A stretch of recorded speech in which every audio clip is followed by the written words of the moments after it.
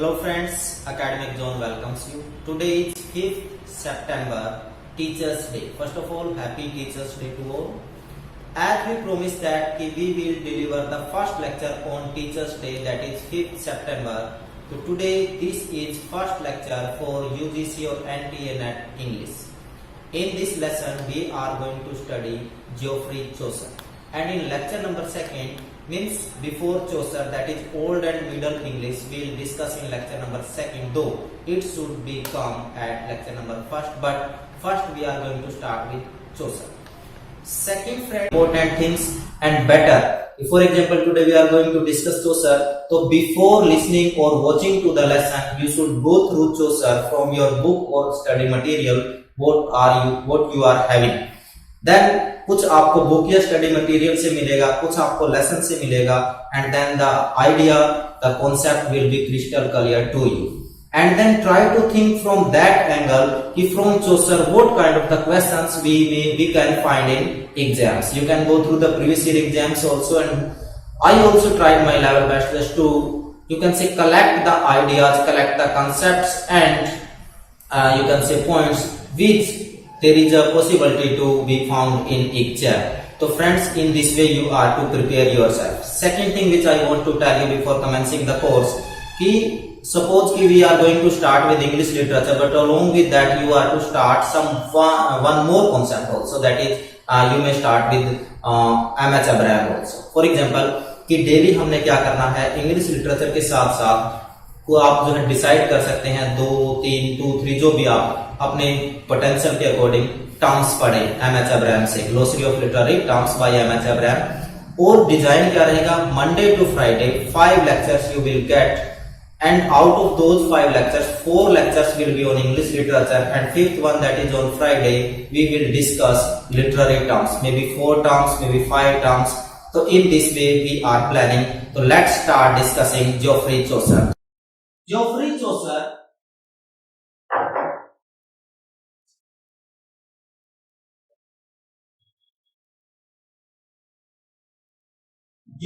Chaucer's life is uncertain, लेकिन उसके बावजूद भी जो क्रिटिक्स का ओपिनियन है वो माना जाता है 1340 to 1400. Born in 1340, died in 1400. इससे पहले मिडल इंग्लिश, ये मिडल इंग्लिश का ही टाइम था, उसमें हम देखते हैं influence of Latin first, then influence of French. Okay, and during this middle English, fabulum, lyric, dream allegory, dream convention, Roman de la Rose convention, tradition, we see all these things. और फिर हम पहुंचते हैं Geoffrey चौसर के ऊपर. वो सारी चीजें हम जो है इससे पहले लेक्चर में जो है डिस्कस कर चुके हैं. इस लेसन में हम बात करेंगे सिर्फ चौसर. अब चौसर, शुरू में चौसर के बारे में थोड़ा सा कोशिश करते हैं जानने की. Chaucer is known father of English, बहुत बार क्वेश्चन आया है. Father of English poetry also, ठीक है. इस तरीके से इनको फादर ऑफ इंग्लिश पोएट्री और father of English language also, ये चौसर को टाइटल दिए गए. इसके अलावा फादर की बात करें तो 2-4 और बता देता हूं. Father of English novel,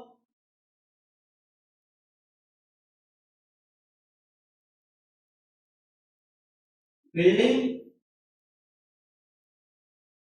father of English fiction, building, father of English drama, Shakespeare, father of English criticism, Dryden, father of English pros, Alfred the great.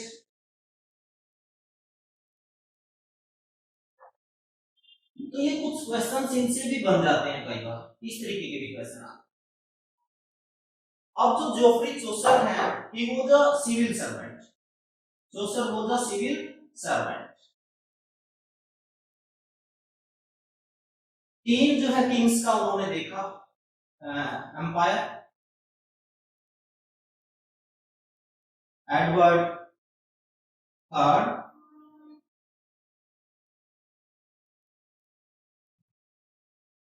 Henry fourth, और हेनरी फोर्थ के अलावा जो है इन्होंने देखा Richard second also.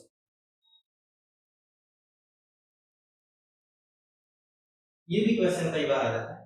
Total 3 Kings को इन्होंने देखा, Edward third, Henry fourth, Richard second. इसके अलावा कई बार क्वेश्चन बनता है जोसेफ से इंग्लिश, फ्रेंच, लैटिन। ये लैंग्वेज बड़े अच्छे से जानते थे। जितना मतलब यू कैन से कि इंग्लिश के ऊपर इनका डोमिनेशन था, उतना ही डोमिनेशन फ्रेंच के ऊपर। इसके अलावा और जोसेफ से क्वेश्चन क्या बन सकता है या समझने के लिए, Joseph travelled Italy, Spain and France. Italy, Spain and France, और वहां के किन उत्तर से वो जो उनका इन्फ्लुएंस उसके ऊपर साफ दिखता है, दैट इज गैलियो,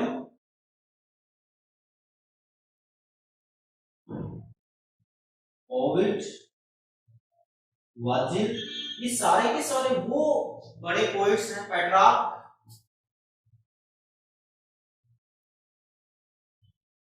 ये सारे के सारे वो बड़े पोइट हैं जिनका इन्फ्लुएंस जो है वो जोसेफ की पोइट्री के साथ दिखता है। तो ये कुछ पॉइंट्स थे। इसके अलावा जोसेफ को पढ़ने से पहले we must know the major incident and events of that period. The very first incident is plague that was known as Black Death.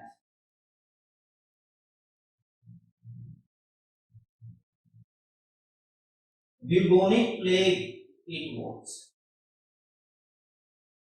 ये जो है पहली बार 1347 में यूरोप में आया, reach to England in 1348। Question बहुत बार आता है, ब्लैक डेथ का ईयर बताना होता है। First it occurred in Europe in 1347, came to England, reached to England in 1348 and almost wiped out 1/3 population of London. 1/3 population means almost 33% population इस black death से, प्लेग से खत्म हो गई थी इंग्लैंड। तो ये जो है मेजर जो है इवेंट है, कई बार क्वेश्चन आता है। Second one is peasants movement।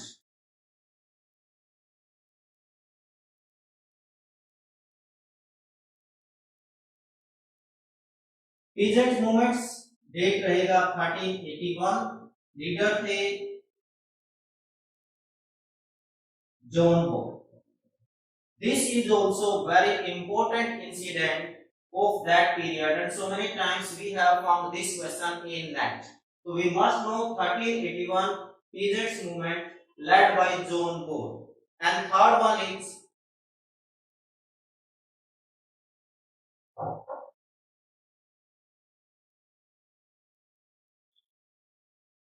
Lollards movement।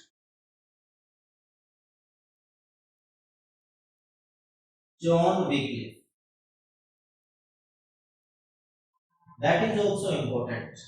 Lollards movement, it was a religious movement led by John Wycliffe। इसका भी हमें जो है पता होना चाहिए, very important it is also.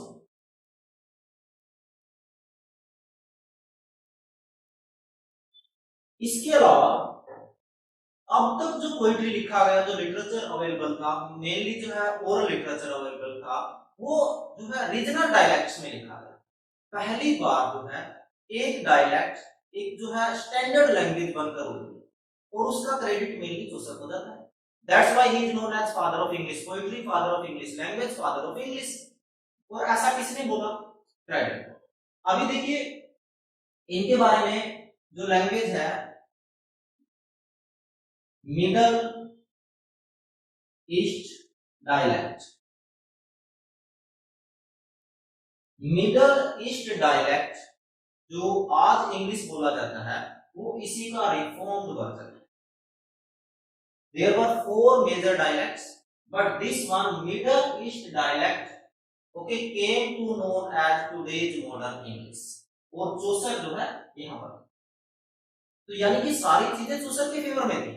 English उभर कर आ रही थी, फ्रांस का जो डोमिनेशन था वो धीरे धीरे कम हो रहा था, ठीक है ना, जो लिटरेसी रेट है वो बढ़ रहा था, everything was in favour of चौसर। और सबसे बड़ी बात, उसी टाइम पे चौसर जैसा बड़ा पोएट भी अवेलेबल था। अब चौसर ने इतना कुछ कैसे कर लिया? Number one, he was a civil servant. Number two, एक और उसके बारे में फैक्ट है, एडवर्ड जो थर्ड थे उनके ड्यूक के पेज बने,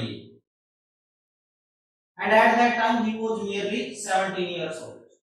जो लंकास्टर है उसके जो डचेस थे उनके भी पेज रहे, इनकी जो वाइफ थी वो भी रिलेटेड जो है उन डचेस से, that is also important.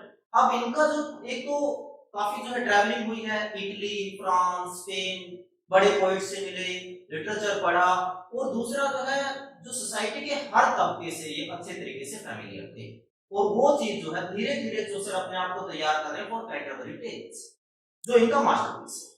After that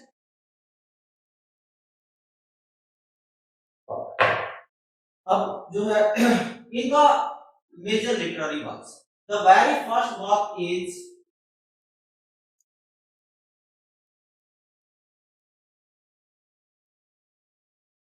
book of Duchess. It was first narrative poem by Geoffrey Chaucer. और देखिए एक जो कॉन्सेप्ट है वो हम जब टोलेस एंड क्रेसिक करेंगे तब उसको बताएंगे। बुक ऑफ डचेस, देखिए अब तक जो है फ्रेंच लैंग्वेज और फ्रेंच पीपल का डोमिनेशन तो था ही, और जो फ्रांस में क्या था, ड्रीम कन्वेंशन, ड्रीम कन्वेंशन यानी कि Roman de la Rose tradition, it was known as Roman de la Rose tradition. Okay, अब इसमें क्या होता था, इस तरीके से लिखा गया कि जो पोइट है मे मॉर्निंग है, यानी कि मंथ जो है मे का है, मॉर्निंग है, सो जाता है और सोते ही कोई सपना उनको आता है और सपने में जो चीज देखते that is poem, this is known as dream convention, रफली यदि मैं बताऊं। अब जो ये ड्रीम कन्वेंशन था it was opted by Chaucer, और जो बुक ऑफ डचेस है ये दो पर्पज सर्व करता है book, one is elegy and second one is eulogy. अब एलिजी क्या होता है, जब हम किसी के डेथ के ऊपर, लॉस के ऊपर लिखते हैं that is known as elegy, a particular song is eulogy, जब हम किसी की प्रेज में लिखते हैं, ठीक है ना। तो ये जो डचेस है, डचेस, ये डचेस का नाम बहुत बार आता है ब्लैंच, और ये जो है डचेस ऑफ लैंकेस्टर, ठीक है ना। इसकी डेथ के ऊपर जो ड्यूक है उनको ये पोएम लिखा गया। दोनों पर्पस हैं, first it is an elegy and it also praises the Duchess, so we can call it as eulogy also. तो both purpose this book serve, this poem serve. अब इसमें वो क्या करते हैं, मेनली जो बुक ऑफ डचेस है इसमें उसकी काफी सारी जो है प्रेज करते हैं, बताते हैं उस डचेस के बारे में, और जो कर्टली है, Curtly love of Duke towards his duchess, that is described, explained in a very beautiful and sound manner. अब कर्टली लव क्या होता है? कर्टली लव मीन्स, वो कर्टली लव ट्रेडिशन तब चला जब टोलेस एंड क्रेसिक में खास कर जो है कि उसमें जो आपका हीरोइन है उसकी जो साख है, उसका जो प्रेस्टीज है वो दांव पर होता है, यदि किसी को पता चला तो उसका इंसल्ट होगा, तो ये पहले अंडरस्टूड किया जाता है, उसको कन्विंस किया जाता है, और इसीलिए जो आपका हीरोइन है पहले वो थोड़ा सा जो है एजिटेशन रखती है, जैसे आगे चलकर आप देखोगे कई सारी पोएम्स इसके ऊपर लिखी गई, तो ये वाला जो पूरा का पूरा सीन है वो इसमें रहता है। तो ये फर्स्ट उनका नैरेटिव पोएम था, और इसमें होता क्या है कि वो एक पोएट जो ऐसा दिखाया गया कि जाके जो है गार्डन में सो जाते हैं, सडन उनको सपना आता है, सपने में देखते हैं कोई हंटिंग चल रहा है, ठीक है, और जब वो उस नाइट के पास पहुंचते तो नाइट उसको अपनी स्टोरी बताने लगता है, अपनी डचेस के बारे में बताने लगता है, और लास्ट में बताता है कि now this duchess is no more, she has died, और जो है in this way the poem ends abruptly it is incomplete work. तो इस तरीके से ये बुक ऑफ डचेस जो है मेनली क्वेश्चन आता है। फर्स्ट नरेटिव पोएम जो का कौन सा है, बुक ऑफ डचेस है, रिटन इन राइम। ये जो है क्वेश्चन बनता है। अब इसके बाद जो हमारा नेक्स्ट जो रहता है that is house of fame.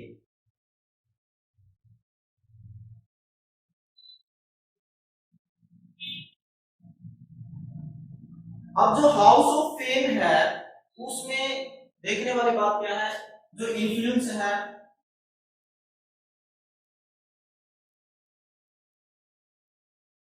दांतेज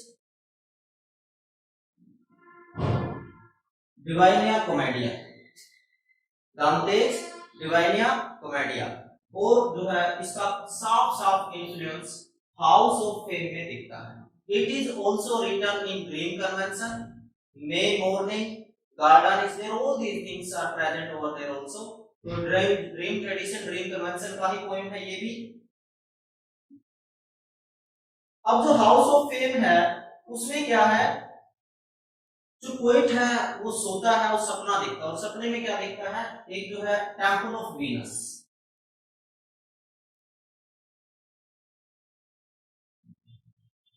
अब टेम्पल ऑफ वीनस मार्बल से बना हुआ है, बहुत ही शानदार टेम्पल है, और इसमें जो है जो इंपॉर्टेंट पर्सनालिटीज हैं उनके नेम्स एनग्रेव्ड हैं वॉल के ऊपर।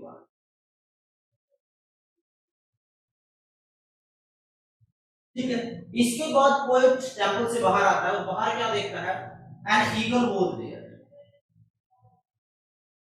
ये ईगल वहां पर, और ईगल क्या करता है, आता है पोएट को अपने पंजों में पकड़ता है और उड़ा के ले जाता है। अब इसको ये जो है एक जगह लेके जाता है, वहां पर एक बिल्डिंग है, building is built on a rock, rock के ऊपर ये बिल्डिंग बना हुआ, और ये जो बिल्डिंग है that is house of fame. अब उसके अंदर जो पोएट जाता लेके जाता है ईगल उसको बीच में कहानी सुनाते हुए जाता है रास्ते में भी।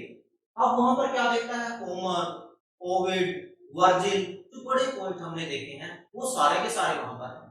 वो सारे के सारे जो गॉडेस ऑफ फेम है उसका फेवर मांग रहे हैं। Some are guaranteed, some are denied, कुछ को फेवर मिल जाता है, कुछ को जो है मनाही हो जाती है।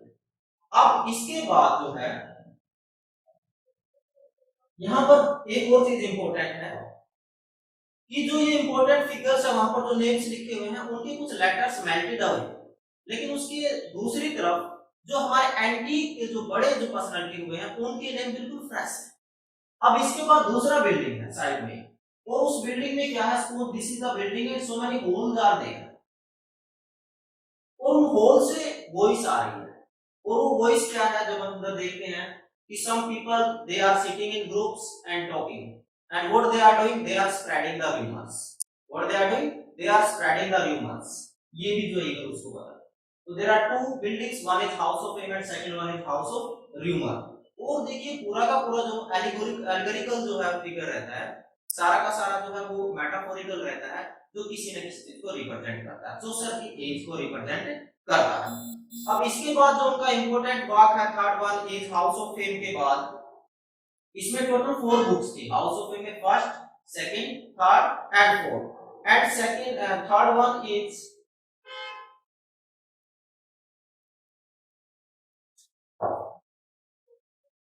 पार्लियामेंट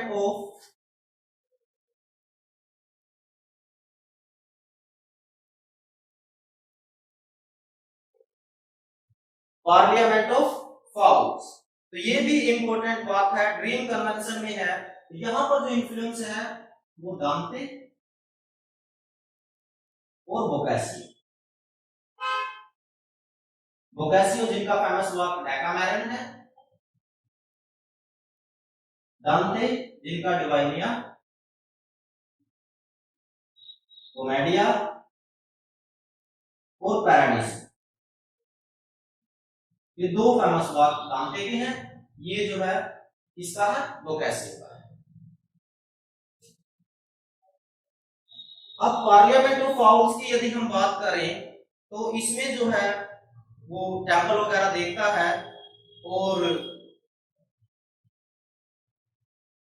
इसमें फिर से वही ड्रीम कन्वेंशन रहेगा। इसमें क्या देखता है कि एक ईगल है,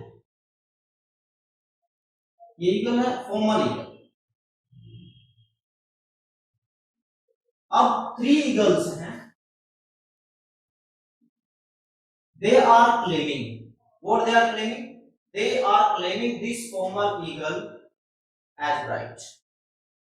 लेकिन जो गोडेस है उसका अपना डिसीजन होता है, और इसके अलावा और भी काफी सारे वहां पर बर्ड्स हैं, ऑल आर क्लेमिंग।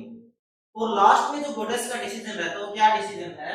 वो डिसीजन ये करती है कि the eagle will take 1 more year to take her decision.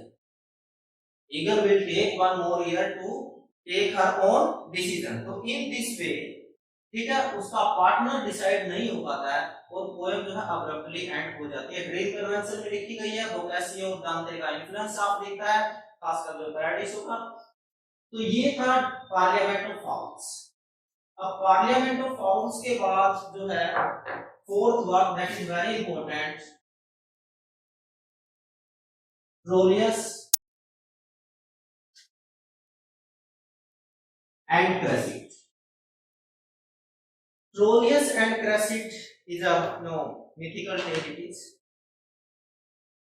बोकासियो का जो है इस पे जो है फ्रोस्टोवर्ट का वो सारा का सारा इन्फ्लुएंस दिखता है।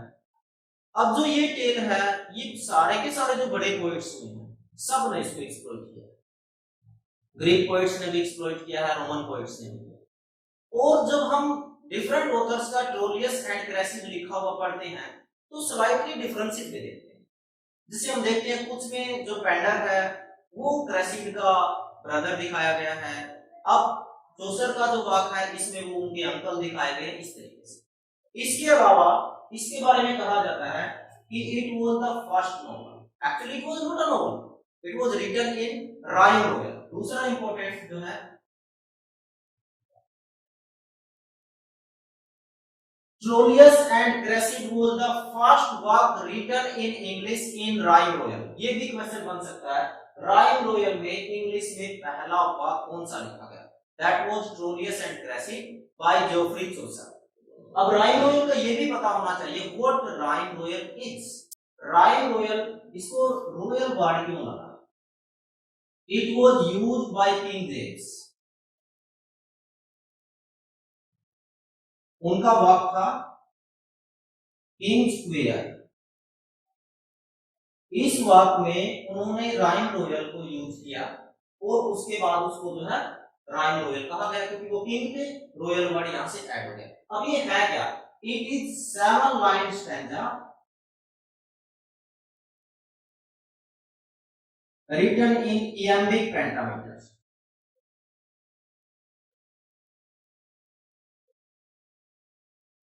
Seven line stanza written in iambic pentameter is known as rhyme royal। Rhyme royal क्यों कहा गया? Used by King James in his work King Square। Troilus and Cressida the first work written in rhyme royal of English literature। तो ये 3 facts आपने ध्यान रखने हैं। कई बार ये भी आ जाता है कि फर्स्ट इंग्लिश नॉवल, वैसे तो everybody knows Pamela it was written by Richardson, लेकिन उसके बावजूद फादर ऑफ इंग्लिश फील्डिंग को मानते हैं, लेकिन ये पहला नॉवल माना जाता है। इसका एक प्लॉट है, एक कैरेक्टर है, कैरेक्टर्स का डेवलपमेंट है, स्टोरी है, एवरीथिंग इज देयर। अब देखें तो इसमें जो ट्रोलियस है, trolleys is a love story, ठीक है। और क्रेसिड क्या है? क्रेसिड वाज अ ब्यूटीफुल विडो। ये जो है ग्रीक थी और ये ट्रोजन था। और जो इस बुक के बैकग्राउंड में वो ट्रोजन वॉर है।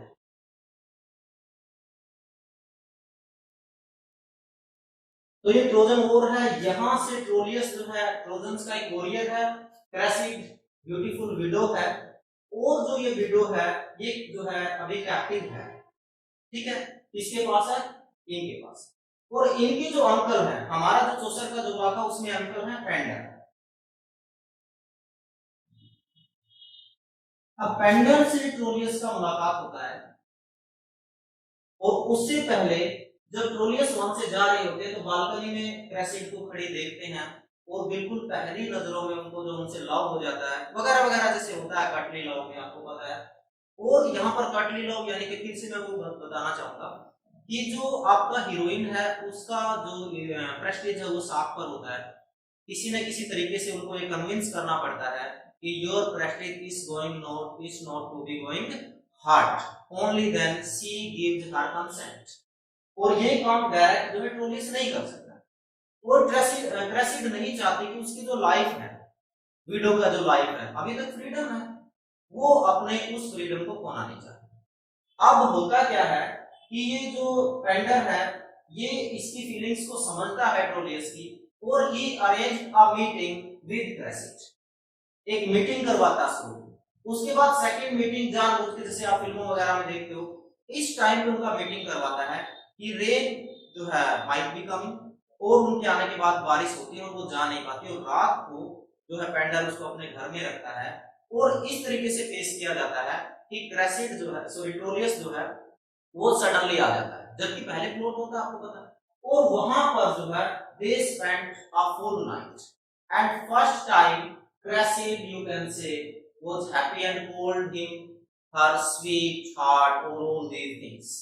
और अब यहाँ पर जो है वो फिर प्लान बनाते हैं ट्रोलियस और क्रेसिड। ट्रोलियस उसको कहता है कि हम जो है भाग जाएंगे, शादी कर लेंगे वगैरह वगैरह, लेकिन क्रेसिड कहते हैं it is impractical, dangerous as well as impractical. और बताती है कि जब प्रिजनर का एक्सचेंज होगा उसके 10 दिन के बाद I will return to you. ठीक है, अब जो है एक्सचेंज होता है, और जो एंटवर्प है उसके बदले ये इसको लेके आया जाता है, और क्रेसिड को जो है ग्रीक्स को सौंप दिया जाता है उसके फादर के पास कैंप। अब जब ये वहां जाती है तो अननोन है बाकी सारे लोगों से, और जो इसको वॉरियर लेके जाता है उसका नाम है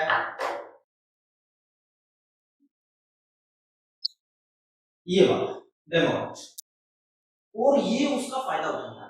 and he was an experienced ladies man, उसको पता था हाउ टू हैंडल वीमेन। तो ये क्या करता है, उसकी इस कमजोरी का फायदा उठाता है, और जो क्रेसिड है वो जो कैप में अपने आप को इनसिक्योर फील करती है, और जो है अपनी कंसेंट दे देती है। ठीक है, शुरू में थोड़ा सा रहता है रेजिस्टेंस, उसके बाद सी सरेंडर्स हरसेल्फ टू रिमोट। और 10 दिन के बाद जो ट्रोलियस है वो बिल्कुल पल के बिछाए वेट कर रहा है क्रेसिड का, but she did not return.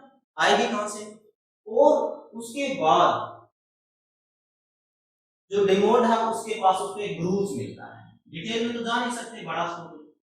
ये ब्रूच जो है ये ट्रोलियस ने क्रेसिड को गिफ्ट किया। अब जब वो ब्रूच रिमोट के पास मिलता है, जैसा कि ओथेलो में हम देखते हैं वो हैंकी से ही सारा काम खराब होता है, तो अब कोई जगह नहीं बची है इसके लिए, और वो गुस्से में, पूरे गुस्से से लड़ता है। And he was slain by Achilles. जब लड़ाई होती है तो उसमें जो है एक्विलिस के गुस्से में जो है एक्विलिस उसको स्लेन करता, उसको किल करता। इन this way the story ends. तो यहां से कई बार क्वेश्चन, एक तो यही क्वेश्चन बहुत बार है, तो गिफ्ट क्या था? That was ब्रूच। उसका नाम क्या था? डेमोट। बाकी सारे किसके द्वारा जो है मारा जाता है? ट्रोलियस, एक्विलिस। ये सारी चीजें आपने ध्यान में रखनी। अब हम उनके मेजर वर्क की तरफ बढ़ रहे हैं, दैट इज कैंटरबरी टेल्स। अब जो क्वेश्चन है जोसेफ से वो ज्यादातर आता है कैंटरबरी टेल्स। इसका डेट जो है वो फिक्स नहीं है, लेकिन ये माना जाता है कि 1386-87 में कहीं इसको लिखना शुरू किया। अब ऐसा भी नहीं है कि ये पहला वाक़ है जिसमें पिलग्रिम्स वगैरह को जो डिस्क्राइब किया गया, इससे पहले भी ऐसे एग्जांपल्स हैं हिस्ट्री में। अब जो है वो एक जो है सराइन किसका है जहां जा रहे हैं? Thomas baked. ये वो क्वेश्चन है जो ज्यादा ना कहूं तो 8 से 10 बार पूछा जा चुका है। उसका नाम जो है इनका, ये भी बहुत बार क्वेश्चन आ चुका है। Tabard inn at Canterbury. उसके बाद क्वेश्चन आता है कि how many pilgrims were there? Total 29 plus 1। ये 1 कौन है? ये पोइट। टोटल 29 पिलग्रिम्स, एक पोइट हो गया, is equal to 30।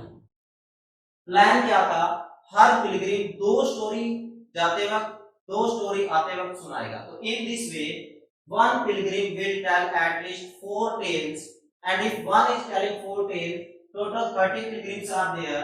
The plan is of 120 tales, but only 24 tales are available. If 24 tales are available out of 120, so there is no doubt to say that it's an incomplete work.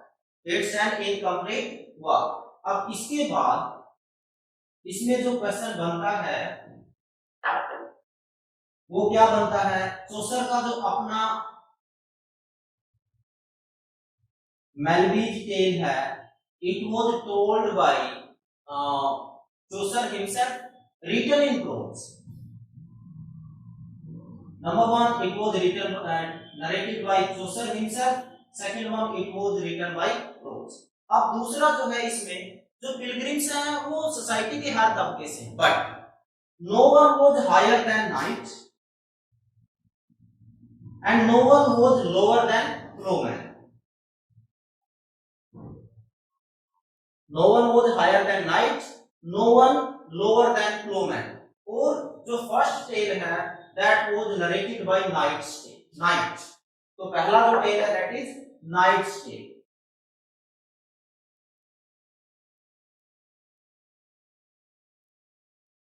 बहुत important.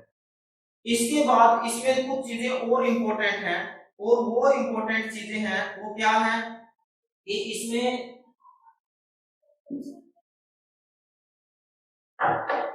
एक तो millers tell और जो है Franklin, sorry Reeves tell. ये क्या है, ये फैब्यूल है। क्या है ये,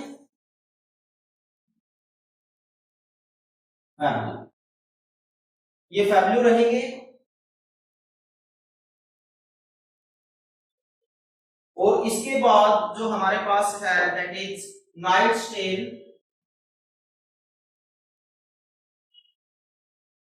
इट्स अ रोमांस। रोमांस जो फ्रेंच ट्रेडिशन था जिसमें एडवेंचर्स होते हैं वो सारा का सारा इसमें रहेगा। और फ्रैंकलिन्स tell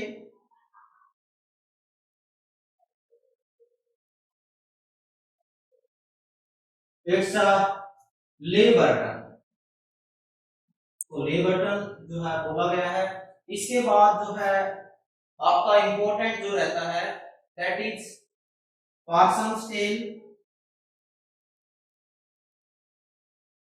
it's a sermon. Cook's tale जो है इट इज इनकम्प्लीट। ये भी क्वेश्चन आ जाता है which tale is incomplete, that is cook's tale. इसके अलावा कुछ और इंपॉर्टेंट फैक्ट्स हैं, वो है जो नॉन्स प्रायर्स टेल है, नॉन्स प्रायर्स टेल है that is a beast fable. Nun's priest's tale it's a beast fable. तो और इसके अलावा जो पार्टनर्स टेल है वो एग्जाम्पलम का बहुत अच्छा एग्जाम्पल है। इसके अलावा जो बहुत आप कह सकते हो कैरेक्टर के पॉइंट ऑफ व्यू से इसमें बोला गया है, राइटर ने क्या बोला, there are here is God's plenty, here is God's plenty. क्यों बोला, क्योंकि यहाँ पर जो कैरेक्टर्स हैं वो सोसाइटी के ऑलमोस्ट हर स्ट्रेटा से हैं, लेकिन उसके साथ साथ हमें ये याद रखना है not higher than knight, not lower than क्या बोलते हैं इसको, प्लोमैन।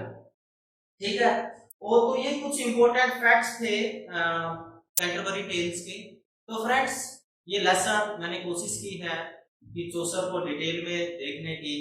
चौसर से यदि क्वेश्चन आता है तो 95% हम कह सकते हैं कि कवर हो जाएगा। और कुछ चीजें जो होती हैं वो कुछ चीजें हमें अपने आप सेल्फ स्टडी भी करना होता है, कुछ क्यूरियोसिटी आती है